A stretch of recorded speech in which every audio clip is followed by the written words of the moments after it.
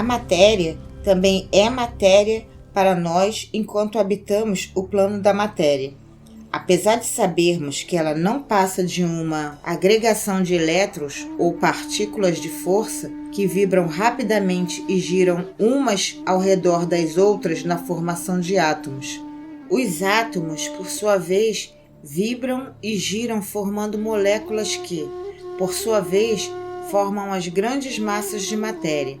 A matéria não se converte em matéria inferior quando levamos a pesquisa ainda mais longe e aprendemos dos preceitos herméticos que a força da qual os elétrons são unidades é simplesmente uma manifestação da mente do todo e, com tudo mais no universo, é de natureza puramente mental.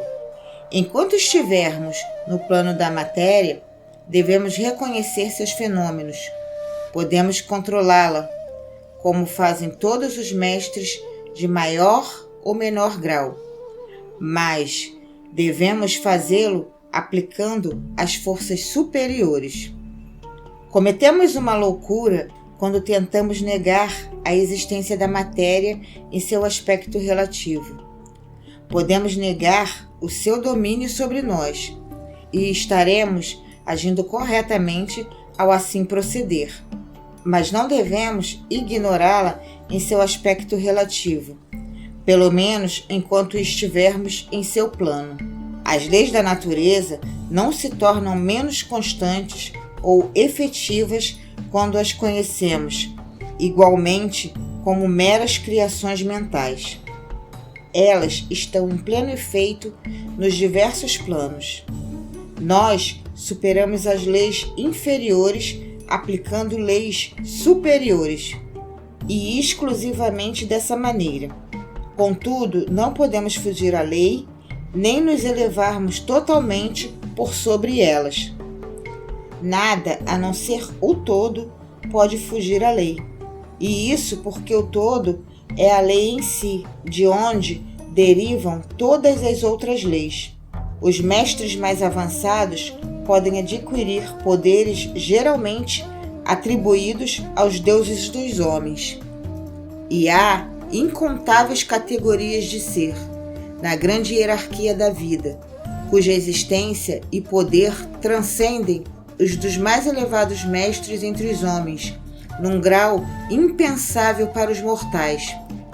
Contudo, o mais elevado mestre e o mais elevado ser devem curvar-se à lei e ser como nada aos olhos do todo. Portanto, se mesmo esses seres mais elevados, cujos poderes excedem até aqueles atribuídos pelos homens a seus deuses, se até esses seres mais elevados estão subordinados à lei, imaginai a presunção do homem mortal, da nossa raça e do nosso grau, quando ousa considerar as leis da natureza como irreais, visionárias e ilusórias, porque chegou a compreender a verdade de que as leis são de natureza mental e simples criações mentais do todo. Essas leis, às quais o todo atribuiu a função de governar, não podem ser desafiadas nem questionadas. Elas durarão enquanto o universo durar, porque o universo só existe em virtude dessas leis, que formam o seu arcabouço e o mantêm unido. Embora explique a verdadeira natureza do universo mediante o princípio de que tudo é mental, o princípio hermético do mentalismo não muda as concepções científicas do universo, da vida ou da evolução. Com efeito, a ciência simplesmente corrobora os preceitos herméticos. Esses preceitos ensinam que a natureza do universo é mental, enquanto a ciência moderna ensina que é material, ou, nos últimos tempos, que é energia em última análise. Os princípios herméticos não incorrem no erro de refutar os princípios básicos de Herbert Spencer, que afirmam a existência de uma energia infinita e eterna, da qual todas as coisas procedem. Com efeito, os hermetistas reconhecem na filosofia de Spencer a mais elevada exposição das operações das leis naturais que foram promulgadas até hoje. E eles acreditam que Spencer foi uma reencarnação de um antigo filósofo que viveu no Egito, milhares de anos antes, e que posteriormente encarnou como Heráclito, filósofo grego que viveu em 500 a.C. E eles consideram que sua afirmação da energia infinita e eterna está perfeitamente de acordo com os preceitos herméticos, sempre com um acréscimo de sua própria doutrina, segundo a qual essa energia, de Spencer, é a energia da mente do todo. Com a chave mestra da filosofia hermética, o seguidor de Spencer poderá abrir várias portas das concepções filosóficas internas do grande filósofo inglês, cuja obra apresenta os resultados da preparação das suas encarnações precedentes.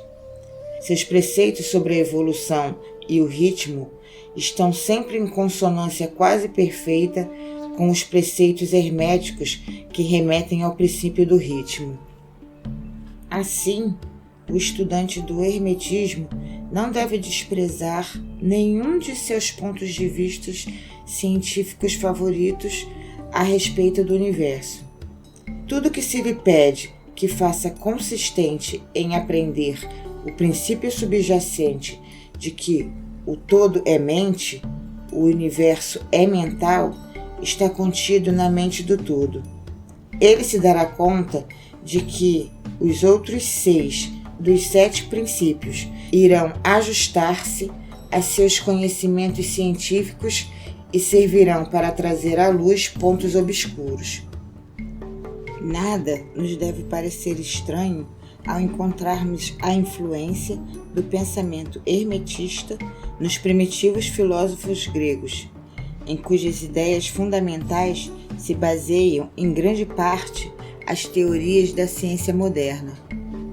A aceitação do primeiro princípio hermético, o do mentalismo, é o único grande ponto de diferença entre a ciência moderna e os estudantes hermetistas, e a ciência vem se aproximando aos poucos das posições herméticas na marcha cega que ela empreende para encontrar um caminho que a tire do labirinto em que tem vagado em sua busca pela realidade.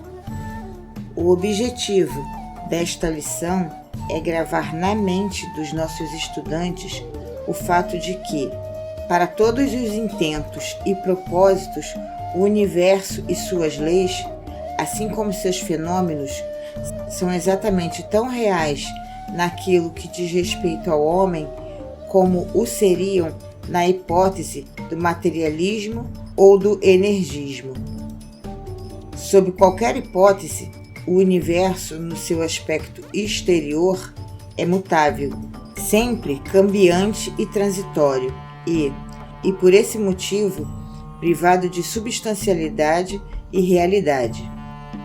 Mas estejam atentos ao outro polo da verdade. Sob qualquer das mesmas hipóteses, somos compelidos a agir e viver como se as coisas transitórias fossem reais e substanciais. Sempre com a diferença entre as diversas hipóteses que, para os antigos pontos de vista, o poder mental era ignorado como força natural, ao passo que, do ponto de vista do mentalismo, ele se torna a maior força natural. E essa diferença revoluciona a vida daqueles que compreendem o princípio, as leis e as práticas que dele procedem. E assim, finalmente, todos os discípulos devem compreender as vantagens do mentalismo e aprender a conhecer, usar e aplicar as leis que dele resultam. Não devem, porém, ceder à tentação que, como afirma o Caibalion, domina os falsos sábios e faz com que se deixem hipnotizar pela aparente irrealidade das coisas, tendo como consequência o fato de vagarem pelas sombras, vivendo num mundo de sonhos, ignorando o trabalho prático e a vida do homem, até que, no fim das contas, sejam lançados de encontro às rochas e despedaçados pelos elementos, por conta da sua loucura. Melhor é seguir o exemplo do sábio, como recomenda a autoridade, o Caibalion. Use a lei contra as leis, o superior contra o inferior e, pela arte da alquimia, transforme as coisas abjetas em valiosas, e será assim que alcançará o triunfo.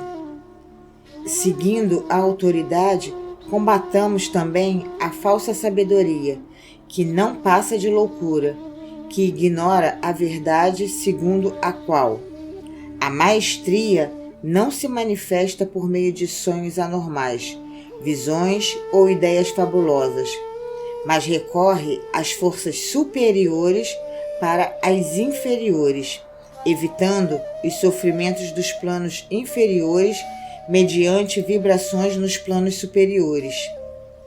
Tenham sempre em mente, discípulos, que a transmutação e não a negação presunçosa é a arma do mestre. As citações acima foram extraídas de O Caibalion e seriam de extrema importância para todos os adeptos que as conseguissem fixar na memória. Não vivemos no mundo de sonhos, mas sim num universo que, embora relativo, é real na medida em que diz respeito à nossa vida e nossas ações.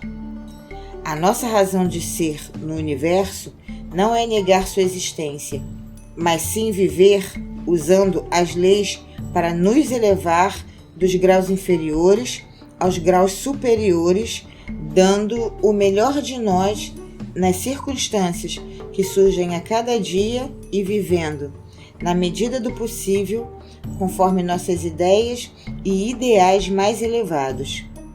O verdadeiro sentido da vida não se dá a conhecer ao homem nesse plano as maiores autoridades e a nossa própria intuição nos dizem que não cometeríamos erro ao viver da melhor maneira e realizando a tendência universal na mesma direção, em que pensem as aparentes evidências em contrário.